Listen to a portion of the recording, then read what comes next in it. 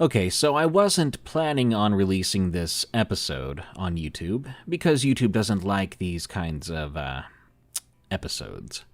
But it's been very well received by premium members and on the podcast side of things. So here it is, and viewer discretion is heavily advised. We need your help to keep Tales from the Break Room and all of EerieCast alive.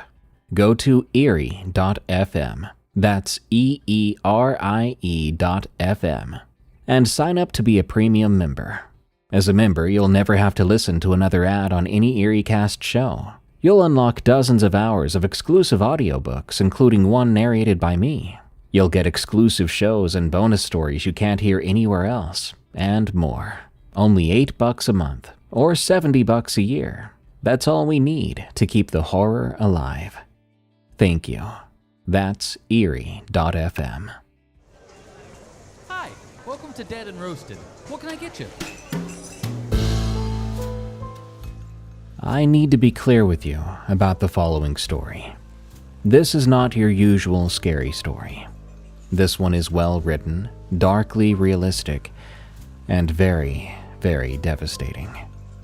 If you have trouble dealing with subject matter regarding harm against kids, then this one might not be for you. It's not graphic at all, my stories never really are, but this one will make you feel dirty, and it will leave you wanting to cry. The story is titled, Everything I Never Knew, from E.J. Walkins.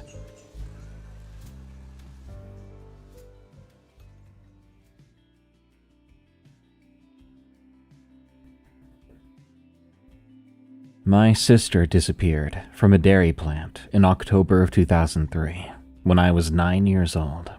The county still has the case open. Her name was Delilah. She was 8, almost 9 years old, and I was a year older. She had a stuffed daughter named Bean that came with her everywhere, and a small white scar on her chin from a porch step she'd fallen off of when she was 4. There was this thing she did where she would go really still right before she cried, like she was holding a breath she knew would set her off if she let it out. I remember the day it happened. My mom had flown to Ohio because her mother had died, and the funeral was Saturday afternoon. Dad was supposed to take care of us for the weekend. He was foreman of the cheese line at the dairy plant and had been there 12 years by then. Most days he left before we were awake. The phone in the kitchen rang at 5:08 that morning. I was already awake by then. Delilah had crawled into my bed sometime in the night with Bean tucked under her arm, and I'd been lying there pretending to sleep, so I wouldn't have to roll over and give her more room. I heard Dad answer in the kitchen, mumbling something into the receiver. Then he walked into the hallway. After a minute, he said, "No, I'll come," twice in the same low voice. He came into my room a few minutes later, in his jeans and a flannel shirt. He stood in the doorway for a long second, looking at the two of us in bed. I had my eyes just barely open, so he couldn't tell I was awake, but I could see him there. When he turned on the lamp, Delilah blinked and made a small sound, pulling Bean closer. "Kids. Hey, Eli, wake up, bud." I opened my eyes and pretended I was just waking up. "Something's going on at work. I've got to go in for an hour, maybe 2. Gonna take you guys with me." "Why can't we stay here?" "I tried Mrs. Adler. She's not picking up. And I'm not leaving you two alone here." Delilah sat up and pushed her hair off her face. She told him her stomach hurt. He sat on the edge of the bed and put his hand to her forehead. Whatever he was feeling for, he didn't find it. "You're not warm. You probably need to eat something. Come on." "I don't want to go." "Deli, it's gonna be 1 hour. You can watch cartoons. Nobody's there. I have to check on a tank, and I have to do it now." She looked at me. I shrugged. I was 9, and to me the dairy plant was interesting. We'd only been there once before, and I'd liked it. She held Bean close and got out of the bed, walking down the hall to her room without another word. In the kitchen, Dad poured cereal into 2 bowls and set them on the counter without milk. He was wearing his work boots by then, untied, so the laces ticked on the linoleum when he moved. Delilah came back in a sweatshirt over her pajamas, holding Bean by 1 foot.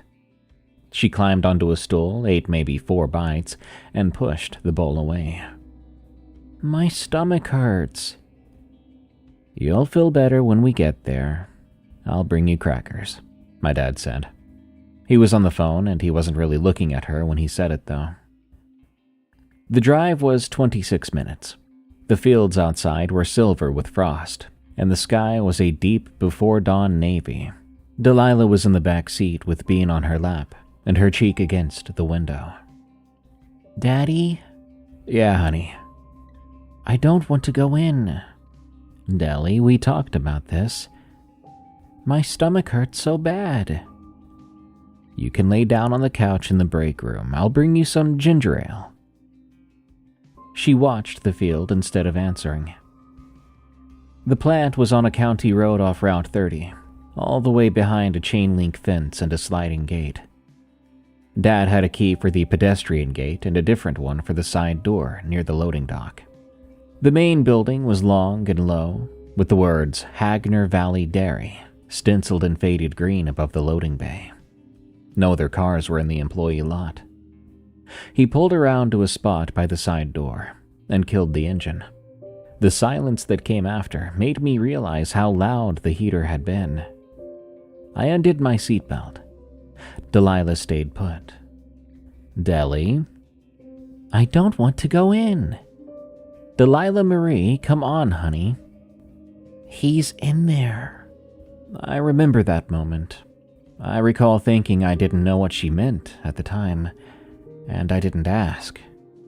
Dad sighed and twisted around in his seat to face her. "Who's in there, baby?" "The Shadow Man." He looked at me, and once more I shrugged. I didn't know what to do with that information either. He turned back to her, and his voice softened. "Del, there's nobody in there. I checked the cameras before we left the house. Just me, you, and Eli. I promise." I could tell she was trying not to cry. I told her it was fine. Bean came inside with us.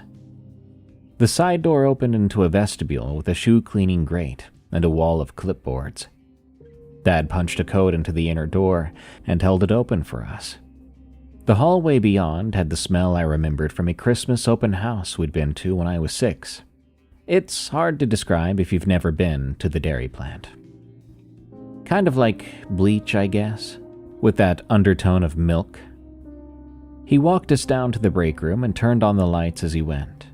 Those fluorescent tube lights woke up 2 at a time, with soft electric popping sounds.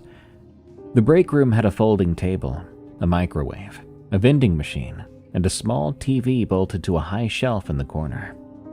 The couch against the wall had clearly been somebody's living room couch before it got donated to work. Dad turned the TV on, flipping through to Cartoon Network, and handed me the remote.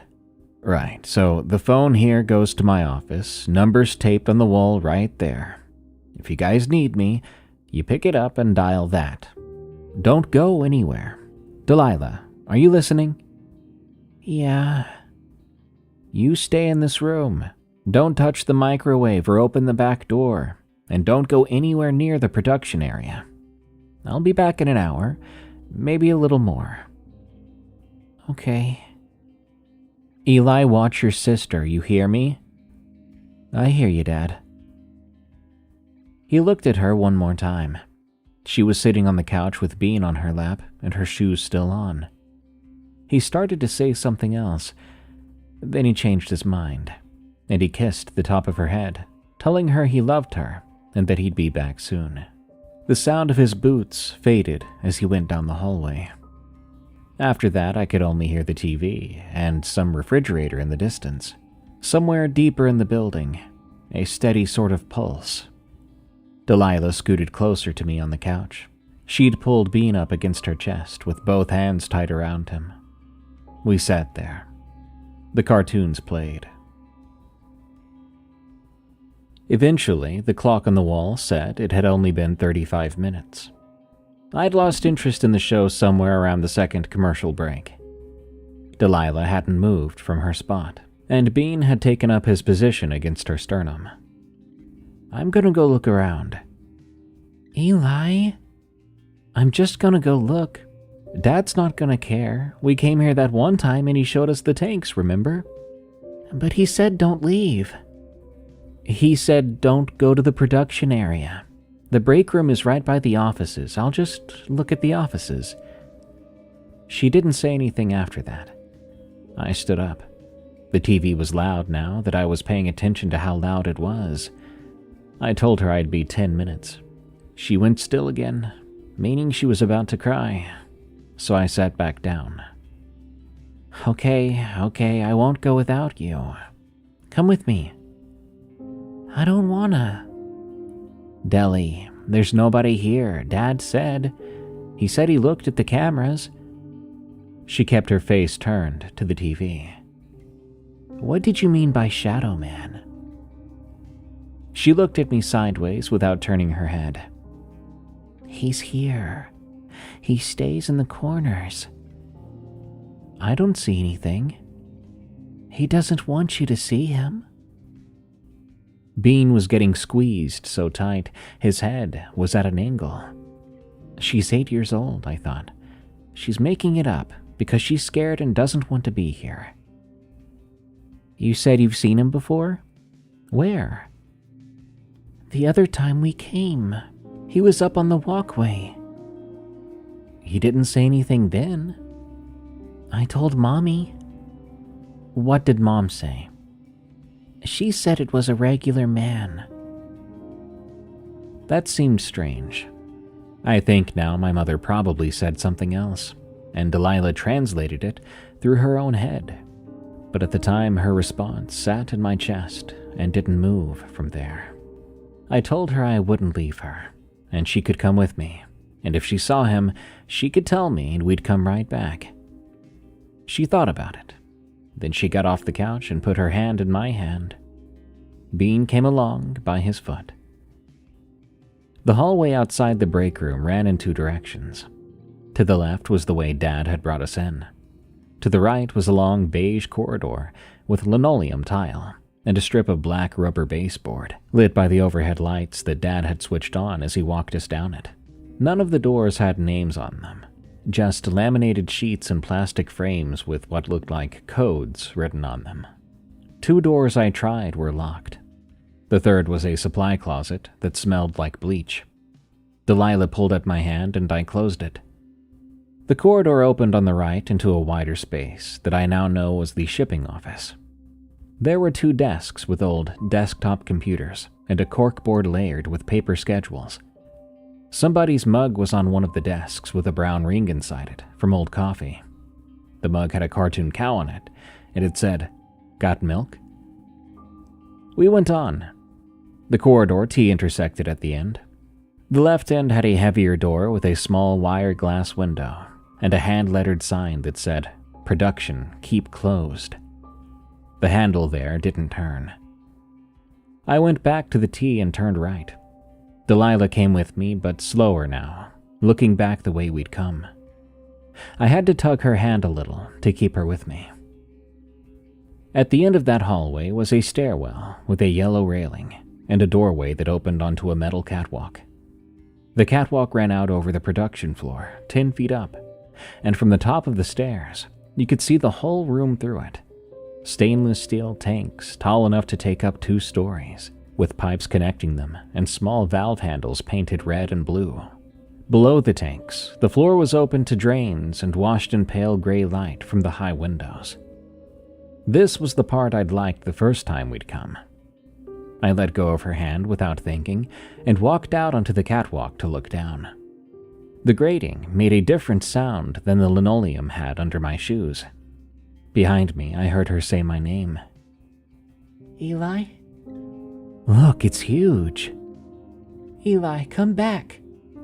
I turned. She was at the doorway with both hands on the frame, not stepping out onto the catwalk.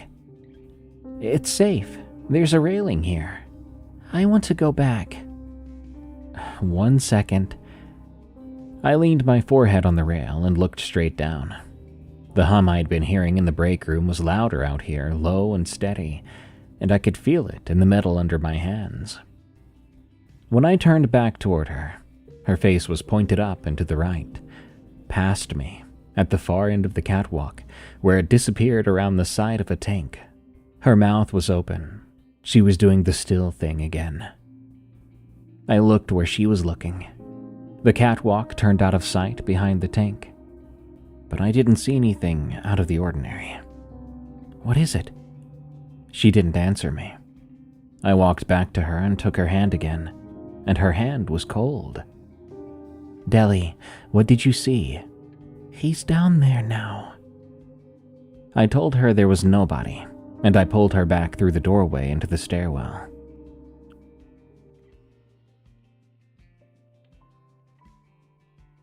We came out at the bottom into a corridor I hadn't seen on our first visit. The walls were 2 big stainless tanks set side by side, with a 5-foot gap between them. The gap ran maybe 60 feet and ended at another door. The tank walls were polished bright enough that you could see your own outline in them, blurred and stretched in the curve of the steel. Delilah stopped at the entrance. I don't want to go that way. It's just a hallway, I replied. He's at the end of it. There's nobody at the end. Look, I'll show you. I walked into the gap. The reflections of me on either side walked with me, 2 pale ghosts at my elbows, faces smeared. I could see Delilah behind me in the curve of the steel, hand still on the doorframe with bean dangling. As I went farther down, she got smaller. The humming sound was stronger here, with a higher note in it under the bass. I got to the door at the end, and I tried the handle. It was locked. I turned around to walk back. The reflections walked with me again, and that was when I saw that one of those reflections was not mine. It was farther down the curve of the left-hand tank, behind my reflection, taller than my reflection, and it was a person shape that was the wrong proportions, narrow at the shoulders and long down the middle, blurred along edges that didn't match the edges on me. I stopped walking. The reflection stopped walking. I blinked hard. When I opened my eyes, the reflection was just my reflection, and Delilah's small reflection at the doorway behind me. Beyond that, just the curve of the tank. I made myself walk back at a normal speed. When I got to her, she was looking at me with the same face she had whenever Mom was about to tell us something serious. You saw? I didn't see anything, I told you. There's nobody there. You saw. Deli, I didn't. Come on. She put a small hand on my shirt, on my chest, and she said, Please don't leave me here. I won't. We walked back to the break room together without going by the shipping office or the stairwell. She climbed onto the couch and pulled her knees up, holding Bean to her face. The TV was still on. Cartoons had moved to a different show. I sat next to her. After what I saw with the reflections, my heart had sped up a bit. The clock on the wall said 7:42 when we sat down. The next time I looked up, 8:11. Del, I'm thirsty.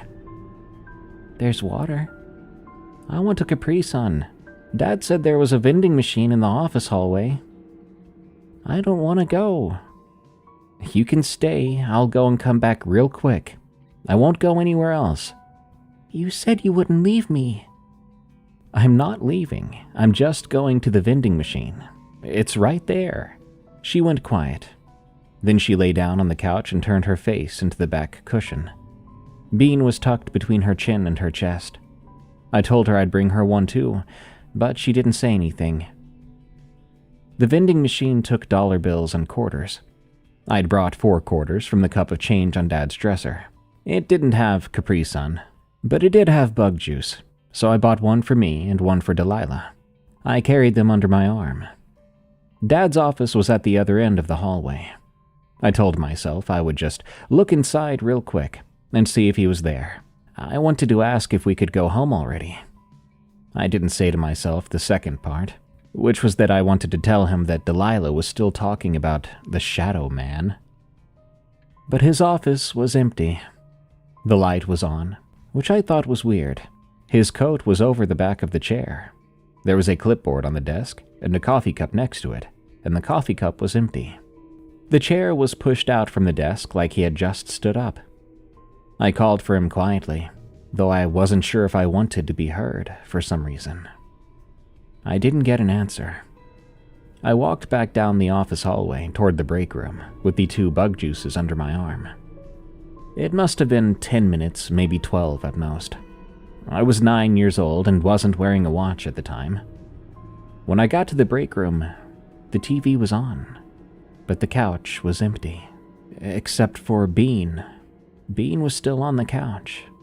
Delilah's juice box from breakfast was tipped onto its side on the table. A small amount of apple juice had run out onto the laminate. The straw was still in it. I called her name. "Delilah?" Nothing.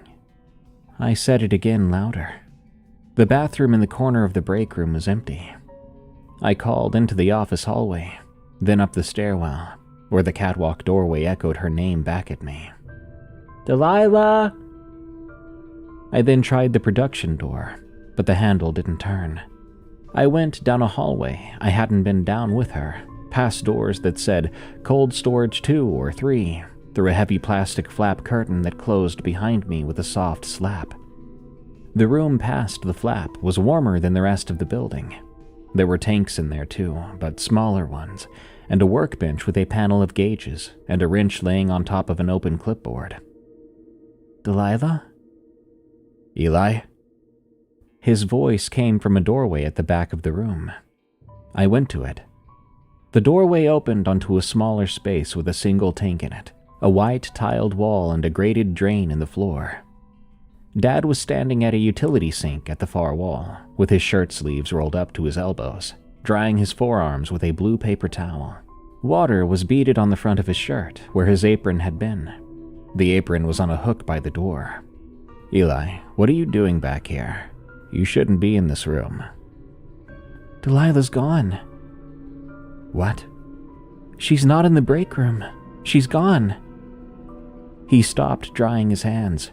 The paper towel was in a wad in his fist. He looked at me, and I had never seen his face do what it did then.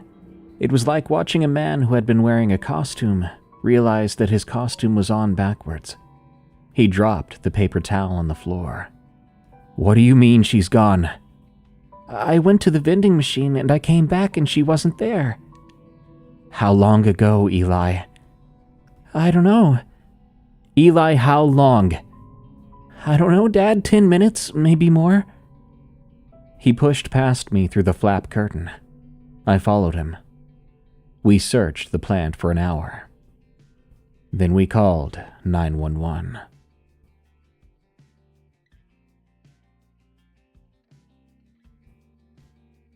By the time the first deputy arrived, I had told my dad 3 more times where I'd been, how long I'd been gone, and each time he asked me for a number of minutes, I gave him a different answer, because I was a kid, and I was panicked.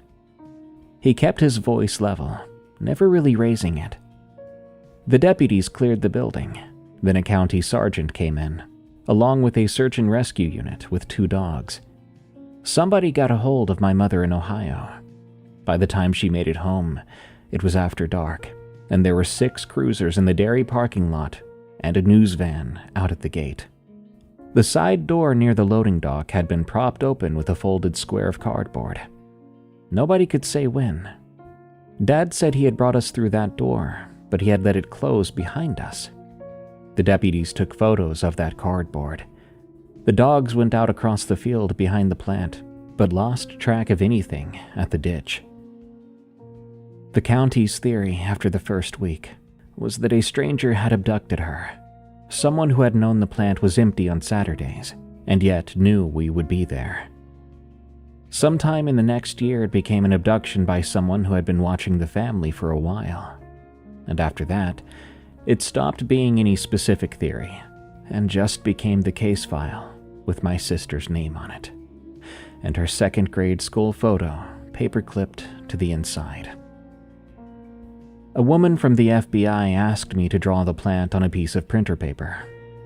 I drew her the catwalk and the corridor between the two tanks, and the room in the back where I'd found my dad. I told her about the shape and the reflection, and she wrote it down. Our living room at that point smelled permanently like casseroles, from all the people we didn't know sending them to us for support. My mother sat at the kitchen table at 3 a.m. with all the lights off. Bean was on the kitchen counter in a clear plastic evidence bag. 3 days after, in the same flannel he had worn that morning, my dad sat in the front yard at sundown until it was fully dark. My mother got the diagnosis when I was 17. She lived another 19 months. By the end, she could not say Delilah's name anymore without coming apart, so she found ways to talk around it, and we all learned to use the same language. My father stopped saying it earlier than that, sometime that first year. I don't remember him saying her name again. I grew up. I went to college in state and moved out for good after my mother's funeral. I got a job in HVAC. I called my dad on Sundays, but we never talked about much. The thing that started it was a planner. 2 summers ago, my dad sold the house I grew up in, moving into a smaller place on the other side of the county. The basement had been a slow accumulation of everything none of us had been able to throw away after my mother died. He needed some help clearing it out, and I was the only one left to help him. He took the garage and I took the basement.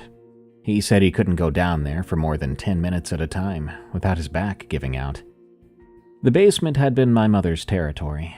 Her sewing machine and boxes of fabric were down there, along with plastic bins of Christmas ornaments she'd labeled, in her famously round handwriting, on masking tape strips that had yellowed and curled at the edges. I was going through a stack of bins along the south wall when I found the box of her planners. She had used the same brand of black hardcover daily planner from the year she got married until the year she got sick. There were 23 of them, banded together in 5s with rubber bands that broke when I touched them. I sat on the basement floor and went through them one at a time. I couldn't help it. Most of the entries were grocery lists, dentist appointments, or my soccer schedule, or Delilah's piano lessons. I found the 2003 planner near the bottom of the stack. I almost didn't open it. I sat with it on my lap for a while. When I finally did open it, I went straight to October. Then I made myself close it and start at January instead. I read from there. I thought if I went straight to the month it happened, I would skip past whatever else was in there, and I didn't want to do that, even though it was a bit tempting. But I found something on a Wednesday in mid-September, 2.5 weeks before that day. The entry was 3 lines. Most of it was about a plumber. But the line in the middle said, "Mr. A called from school today regarding D. Talk to John tonight." The D had been written first, then a name on top of it that had been started and crossed out before I could read it. The exclamation marks were my mother's. She underlined the "tonight" twice. Upstairs, I could hear my dad walking from the kitchen to the garage. He had developed a slow shuffle over the last few years. I knew Mr. A. His name was David Allen. He had been the school counselor at the elementary school I went to from kindergarten through 5th grade, the same school Delilah went to from kindergarten through 2nd. I had seen him once in 4th grade, after a kid in my class had said something about my sister, and I broke the kid's tooth. Mr. Allen had been a soft-spoken man with a beard. I remembered him saying that what had happened to my family was not my fault, and I had nodded and said, "Yes, sir," and the meeting ended. I closed the planner, and I put it back in the bin. Then I put that bin in the pile of things to keep. I didn't say anything to my dad about it that day or the next. I drove home that night with the planner in the passenger seat under a folded sweatshirt, and honestly, I wasn't sure why I took it. A couple days later, I called the elementary school. Crazy, but the receptionist actually remembered me, which I had not been counting on. She said Mr. Allen had retired in 2015, but she could get me his email. I said thanks. I wrote him a short message that night and left it open on my laptop for 2 days before finally sending it. I told him I was Delilah's brother, that I was trying to fill in some things from back then, and I was wondering if he would be willing to talk to me. He wrote back the next morning, saying yes. He asked if I would come to his house. He couldn't drive at night anymore. His house was a brick rancher with a wheelchair ramp by the front door. He met me in the doorway. He had me sit at his kitchen table and made coffee, and he waited to ask me any questions until after the coffee was poured. Mr. Allen, I said. David, he corrected me. David, I found something in my mom's planner. It says you called her about Delilah 3 weeks before she went missing. He sat across from me with both hands around his mug. I remember the call, he said. Can you tell me what it was about? I was a counselor for 31 years, and I had 2 cases I've not been able to make peace with. Your sister's was the first. I called your mother because Delilah's teacher had come to me with a concern. Your sister had drawn this picture of her family during a quiet activity. There were things in the picture that were, well, unusual. I'll leave it at that. I called your mother and told her I'd like to set up a meeting with both of your parents. She was very upset on the phone. She asked me not to call your father. She said she would talk to him herself, and she would call me back the next day. Did she ever call you back? She left me a voicemail at the school 3 days later.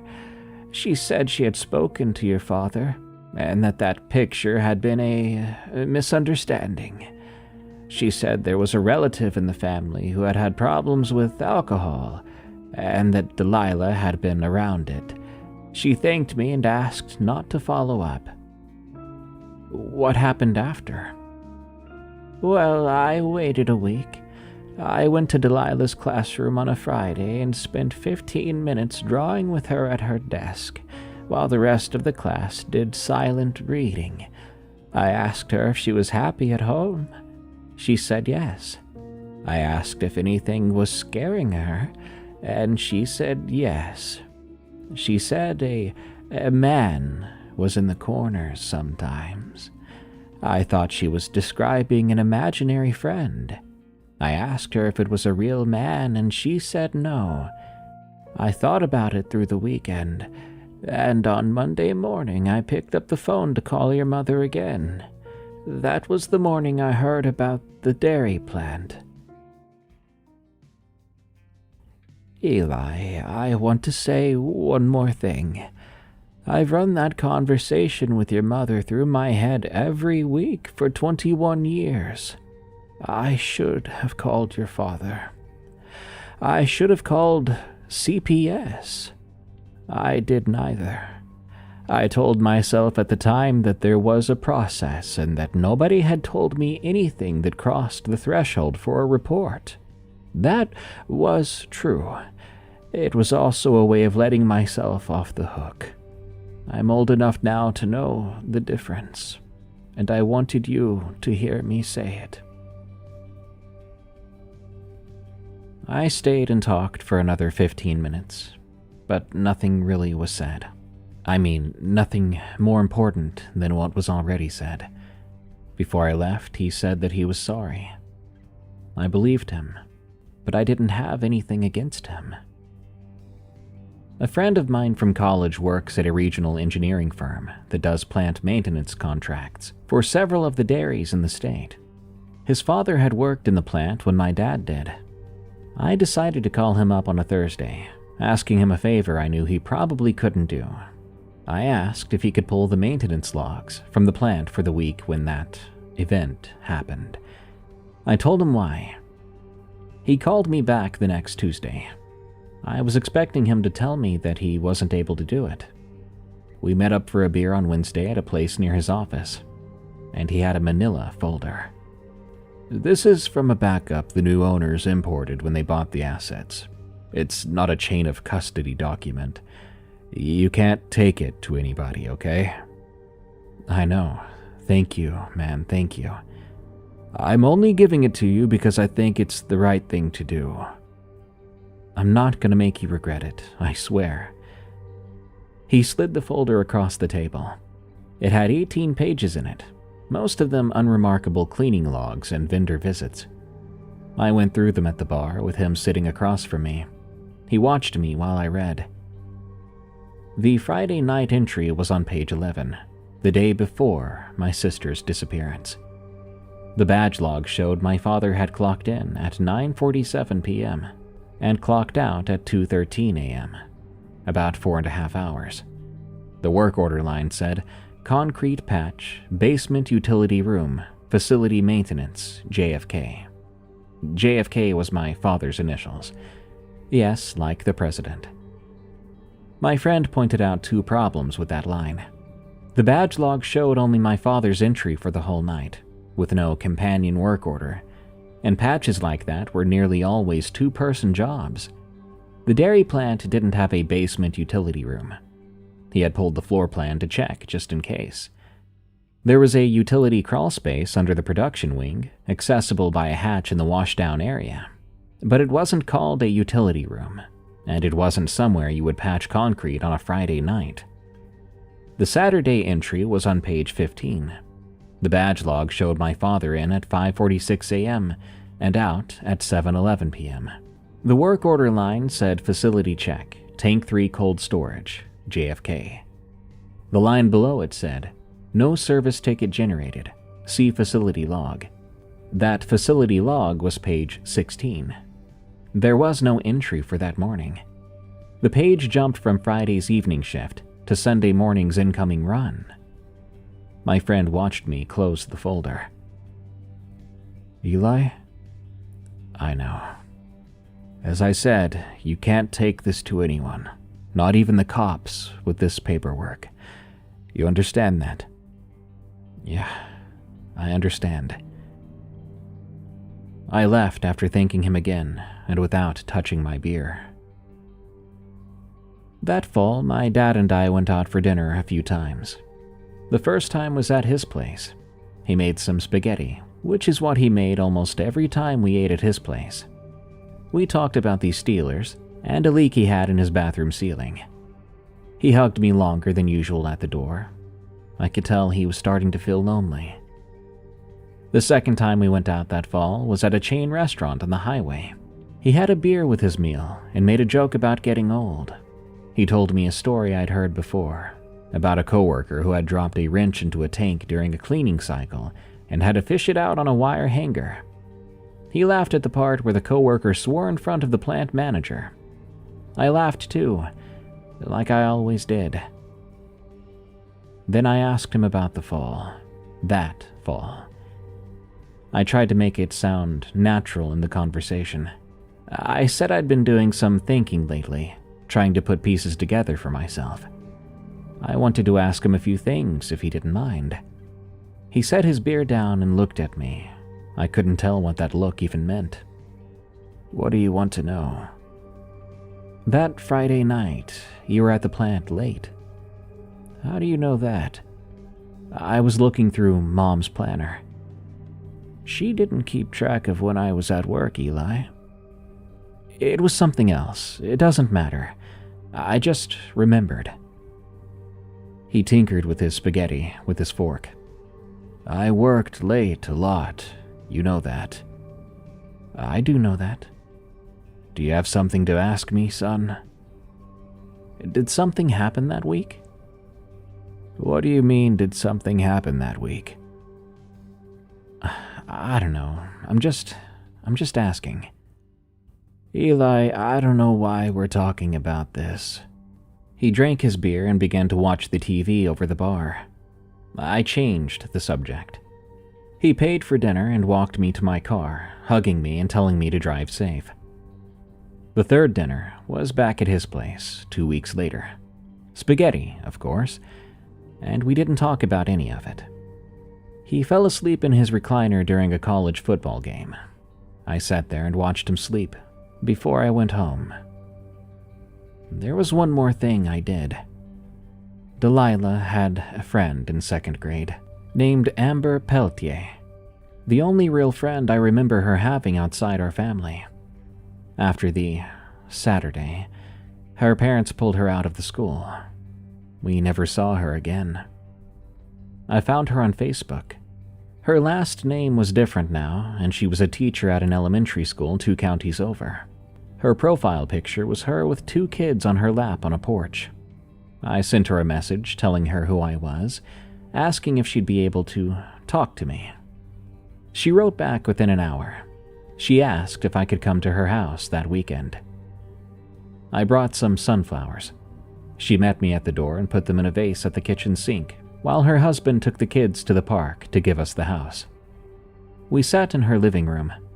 There was a candle burning on the coffee table that smelled like apples. You know, I've been wanting to talk to somebody about this for 2 decades. I've never really known who to talk to, so I'm glad you're here, she explained. I'd say it's good to be here, if you know what I mean, but thank you for having me. She told me, I want you to understand that I'm telling you what an 8-year-old told me when I was 8, okay? I don't know what's true versus what she made up to deal with something else. I'm just gonna tell you what she told me. I nodded. We had a sleepover, just the one time. I don't know if you remember that, but we were playing Truth or Dare together in my room. She took every dare instead of a single truth. But you know kids that age, especially the anxious ones. Dares are scary, so it's always truth this and truth that. But not her. So I dared her to tell me a truth. And she started to cry. I thought I'd done something wrong, that I said something I shouldn't have. I remember that night, I replied. She was so scared yet excited to have her first real sleepover. It was a quiet night back at home for me. I recall feeling proud of her for being brave about it. But yeah, that sounds like Deli. She had always been very difficult about opening up. Did she say anything afterward? Amber herself looked like she might cry. She cleared her throat then and said, I'm so sorry, Eli. I'm telling you this because you need to hear it. So please don't think that I'm trying to start a family feud or hurt you. This is something I never even told the cops. God, I'm so sorry. I swallowed. It's okay. Please tell me. Your sister, Delilah, she said that every time she was around her father, her stomach would start to hurt, and that she never knew why. I asked her if he had ever hurt her, and she said that her father was the nicest man but could be scary. He watched her from corners, she said, and sometimes he would follow her to her room when no one else was around. When I asked why he would do that, she cried so hard she couldn't speak. I held her and rocked her and got her to calm down, but I did everything I could to keep the topic away from her home and her father for the rest of the night.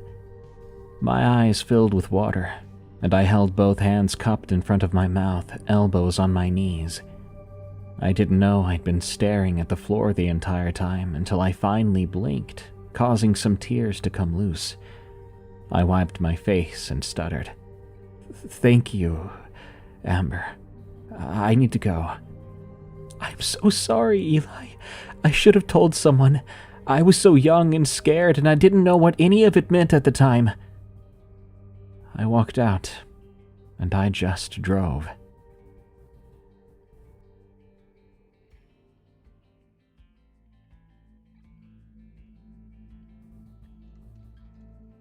Around the start of November, I went out to the plant for the first time in 21 years. I didn't go in. I sat in my car across from the chain link fence and just looked at that building. The plant had closed back in 2019 when Hagner Valley sold to a national co-op that consolidated the operation into a larger facility 40 miles away. The Hagner Valley dairy stencil had faded to where you couldn't read it anymore, but I knew it was there. The lot had weeds in the cracks of the asphalt and a for sale sign by the gate. I must have sat there for nearly an hour. The light was going. A second-floor window at the south end of the building was a weak yellow square, and I hoped it was just the setting sun catching the glass at an angle. When I drove past it the second time on my way home, the light was gone, and I made myself stop trying to figure out whether it had been anything. I called the listing agent 2 days later. His name was Brian Conroy, and I'd apparently played intramural soccer with him in college. Truth be told, I didn't remember him. I told him I was thinking about getting into commercial real estate as a hobby, and I wanted to walk a vacant industrial property to learn what to look for. He laughed and said the dairy was a perfect place to learn because every system in it was 40 years old. He said he would meet me there one day. But instead I asked if I could just take the keys for an afternoon and bring them back. I could hear him shaking his head over the phone. He said he wasn't supposed to do that. I explained my situation as best I could, that I really wanted to get a feel of the place by myself, that whenever people showed me properties, I never got the right feel, that it felt like I was being rushed or pressured, and I always walked away feeling like I never really saw everything I wanted to see. I played up the "I've got money now" angle, and eventually he relented. He said that he trusted me, having known me back in college, which is miraculous considering, again, I didn't remember him. Beyond his name, I mean. He said he would leave the keys in a lockbox on the gate, and he would text me the code, and he would have to change it the next morning. But he said, don't get hurt, and don't let anyone see me go in. I thanked him profusely. The day before I went, I sat at the kitchen table in my apartment and drank a beer.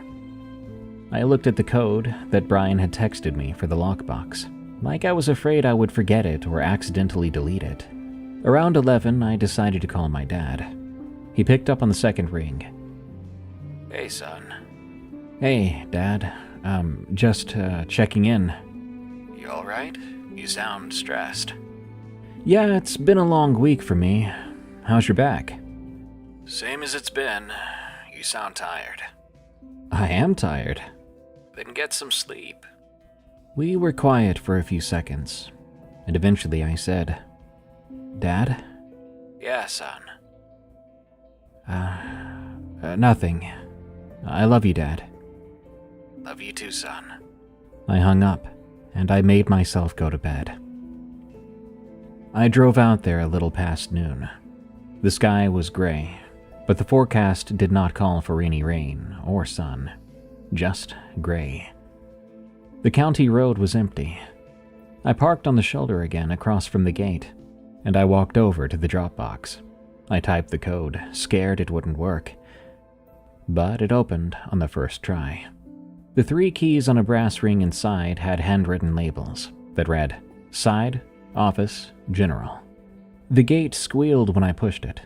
The chain had been wound through a fence post instead of the gate itself, which meant the gate had been swinging on its hinges for God knows how long. I walked the lot to the side door by the loading dock. The lock turned slowly, and I pushed the door open, standing in the vestibule with the cold air from inside meeting me at the chest. The smell when I went in was nothing like I remembered. That bleachiness was gone, and the milk ghost under it was gone too. What was there instead was the smell of old building that had not been heated in 5 winters at least. It had the stench of cold concrete and dust, a thread of mildew there too, so moisture was probably getting in somewhere. I propped the side door open behind me with a folded square of cardboard. The office hallway looked the same, but the fluorescent tubes were now gone from half the fixtures, and the plastic frames on the doors were empty where the laminated codes had been. The shipping office had been stripped except for the built-in desks. The mug with the cartoon cow was not on the desk anymore, but it was a mug, so I'm not really sure what I was expecting. I went down to the break room, my stomach getting heavy and painful. In the break room, the bracket where the TV had been was still on the wall, but everything else had been hauled out. The folding table had been left behind, leaned against the back wall with its legs folded. I stood in the doorway, but I did not go in. I'd been in this room enough. I went on. The corridor that had T-intersected at the production door was the same corridor. The "Production Keep Closed" sign had been pulled down at some point, leaving a ghost in the paint where it had been taped. The vestibule beyond the door was empty. The stainless wall the washdown station had been mounted to had been pulled off, and the bracket holes were ringed with black where the silicone caulk had stained the surrounding metal. I walked through into the production room. I had to stop, because the room was not the room I'd walked into when I was 9. The tanks were gone, all of them. The catwalk was still up there, 10 feet over the floor, but it ran across an empty space now. Where the tanks had stood, there were rings of bolts set into the concrete and a few feet of pipe stub poking up where the cold lines had been cut. The drains were still in the floor, but the hum I'd felt under my hands on the catwalk railing was gone. I stood in the middle of the empty room. I'd been carrying that room around in my head for 2/3 of my life, and somebody had come through 5 years ago, unbolting it, selling it for scrap. The corridor I'd walked down between the 2 tanks, the one with the reflections, was gone. Where it had been, there was just floor. I made myself keep moving. The office key opened my father's old office. The door was no longer locked, but the key worked, which surprised me a little. The office had been emptied like the rest of the building. The desk was still there. After all, it had been built into the wall, a slab of laminate over a frame of 2x4s. The drawers were still in the desk. There were 3 on the right side, stacked. I sat in the empty office for a minute. Then I started with the top drawer. The top drawer was empty. The middle drawer was empty except for a single rubber band and a paperclip. The bottom drawer was the deepest of the 3, and it was empty too. But I'd read enough crime novels and watched enough movies in my life to know what to do with an empty, deep drawer. I pulled it out of the desk frame and turned it over. When I saw it, I couldn't breathe. You have to understand that I did not expect to find anything right there. But there was a manila envelope taped to the underside of the drawer. The tape was yellow and brittle, and it came off in pieces when I pulled the envelope free. I sat on the floor of my father's office with the drawer in my lap and the envelope in my hand. The envelope was unlabeled. It had been folded twice to fit under the drawer. When I unfolded it, I could feel by the weight that whatever was inside was paper, and not very much paper. So I knew it wasn't maintenance logs or photographs. It had to be something else. I opened the envelope, my heart pounding. Inside was a single folded sheet of construction paper. The paper was orange, soft along the creases from being folded for a long time. I unfolded it on the floor in front of me. It was a drawing made clearly by Delilah. I knew her crayon the second I saw it. She had drawn 5 figures in a row across the page in her crayon shorthand. The first was a woman in a triangle dress with yellow hair. Over it, she had written, "Mommy," in pink. The second was a boy with a cowlick she had given me on the front of every picture she had ever drawn of me. And over it, she had written, "Eli," in green. The third was herself, with brown hair and a purple dress she didn't actually have, but liked drawing. And over it, she had written, "Delilah," in purple. The fourth was Bean, with his round otter face and his stick limbs. The fifth was a tall, thin, black shape with no features. She did not give the 5th figure a name. She had drawn arrows between the fifth figure and the figure of herself, and on each of the arrows she had written in tiny purple letters, "No." The arrows pointed both ways. Underneath the row of figures, she had written one line in her purple crayon. "Daddy says shh." I sat with the paper. I struggled to breathe. I stared at that paper for so long, but I had to get up off the floor at some point, so I forced myself up. I folded the paper back into the envelope, and I placed it into my jacket. I put the drawer back in the desk and stood up. I had one more place that I needed to go.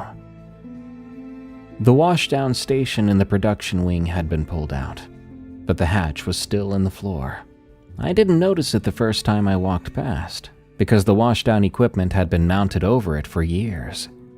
It was a steel plate set flush in the concrete with a recessed handle, the kind of maintenance hatch I'd seen 100 times on job sites in my own work.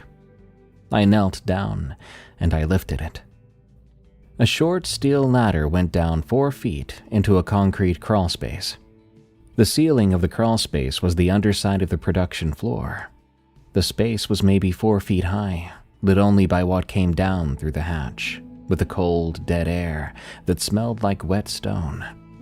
I had a flashlight on my keychain, so I clicked it on, and I went down.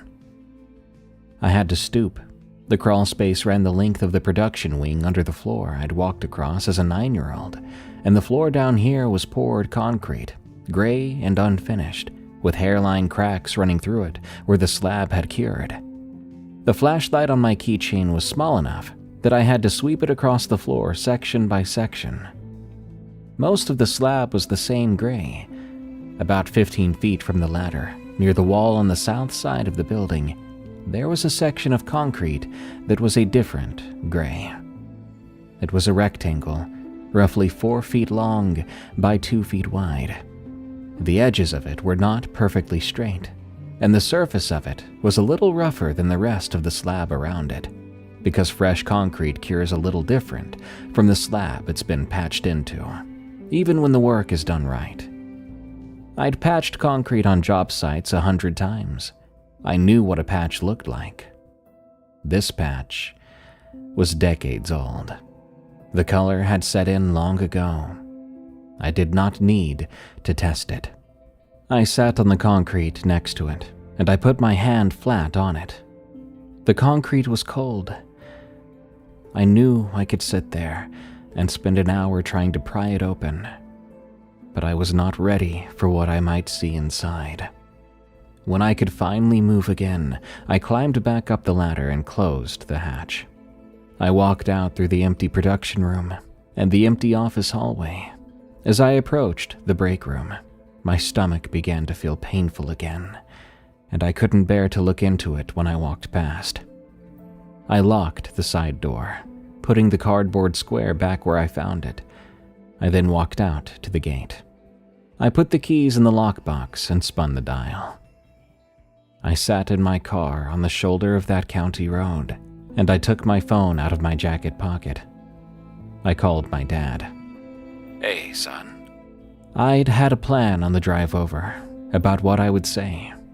I'd been thinking about it for weeks now, practicing sentences in my apartment while hoping that everything in my head was wrong.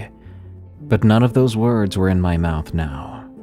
I sat in the car with the phone to my ear and listened to my father breathing and waiting. I never noticed how patient he could be on the phone. Eli, are you there? Yeah, Dad. I'm here. Are you okay? I don't know, Dad. He waited again, and I tried my best not to cry. I had the phone to my ear, and I was listening to my father's breathing again. But somewhere between my previous words and the start of his next, something changed in his tone, even in that breathing. Where are you, Eli? I hung up my phone, and I dialed 3 numbers.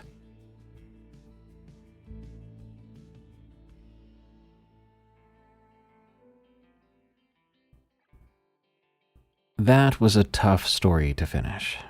Children should be protected, allowed to enjoy their youth and innocence. The idea that anyone could harm them is already a horrible thought. But to be harmed by your own parent, that is a sin beyond sin. Good night. I'm Darkness Prevails. You've been listening to Tales from the Break Room. You can now do everything on our new site. Listen to the show, submit your own story, and check out my other narrations, all in the same place. Go to eerie.fm. That's EERIE.fm. And consider becoming a member for $8 a month or $70 a year. That's the price of one video game a year, and it helps us to keep doing what we're doing now, especially since YouTube has decided to demonetize everyone and their dog. Members also get bonus stories, exclusive members-only shows, audiobooks, and ad-free listening to all EerieCast content. Again, that's eerie.fm. Thank you. Till next time, everyone, I'll be clocking out for now, but I'll be back again real soon.